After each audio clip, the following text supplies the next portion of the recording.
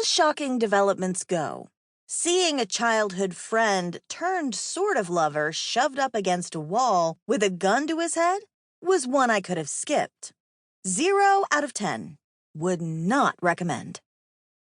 The man with the gun, a burly lumberjack-looking guy, had Ruin pinned against the building in the lane over my basement apartment. He jabbed his pistol more firmly against Ruin's forehead and whipped his head around at the thump of the apartment door. Ruin's 3 friends and former gang colleagues were already hurtling up the stairs with murder emanating from their every movement. A yelp caught in my throat as I scrambled after them.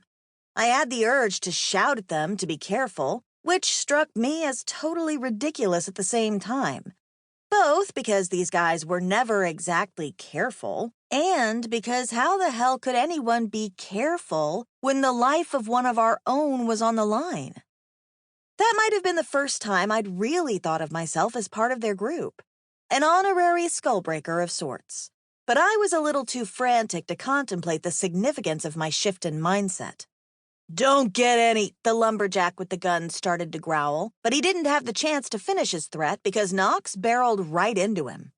The massive leader of the Skullbreakers slammed the gunman away from Ruin, his fists already flying to smack the pistol from the dickhead's hand and send the guy's jaw soaring upward with a pained grunt. Jet was there an instant later, bringing a knee to the asshat's gut and an elbow to his nose, setting loose an impressive flow of blood. Freed from his attacker's grasp, Ruin spun around and added his own limbs to the mix. Despite the deadly situation he'd been in just seconds ago, he laughed as he slammed his heel into the guy's ribs, sending the douche nozzle reeling into the opposite wall. The rhythm of fleshy thuds, vengeful growls, and agonized breaths created a strange sort of melody. Part of me wanted to put words to it, a fierce song of retribution. The pseudo-lumberjack rebounded off the wall, his face swollen and legs wobbling. He looked as though he might have been regretting a few of his life choices. He glanced toward the street at the mouth of the alley, as if he was considering turning tail and running. The guys didn't give him the option. Jet snatched up his helmet from where he'd left it on his parked motorcycle and bashed the jerkwad across the side of his head with it. Kai, who'd hung back a little from the fray while waiting for an opening, held up a rope he'd found somewhere or other. "We're going to need some answers," he said. "Get him immobile, and we'll interrogate him." Knox had just been snatching up a bent fork someone had tossed aside in the alley. He jabbed it into the douchebag's side with a crackling hiss that made the man's body spasm like a marionette that had been shaken on its strings.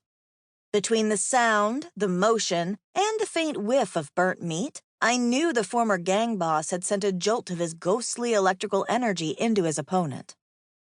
Jet let out a sound that was half whoop, half snarl, and swung his helmet into the guy's face so forcefully, the slimeball's head whipped back on his neck. The lumberjack gunman rammed into the wall with a crunch of shattering skull. Several shards of that skull remained mashed into the bricks as he crumpled in a heap on the ground.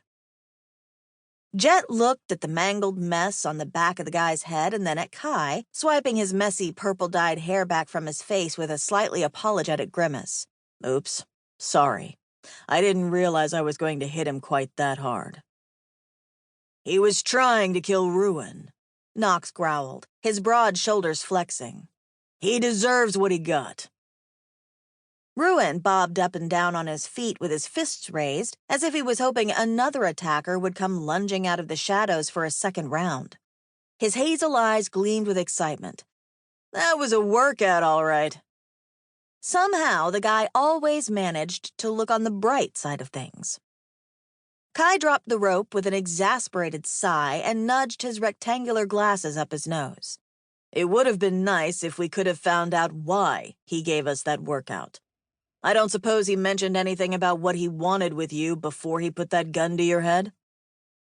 "He wasn't after Ruin," I said first, the memory coming back to me of the few words I'd heard the attacker speak before the guys had charged at him.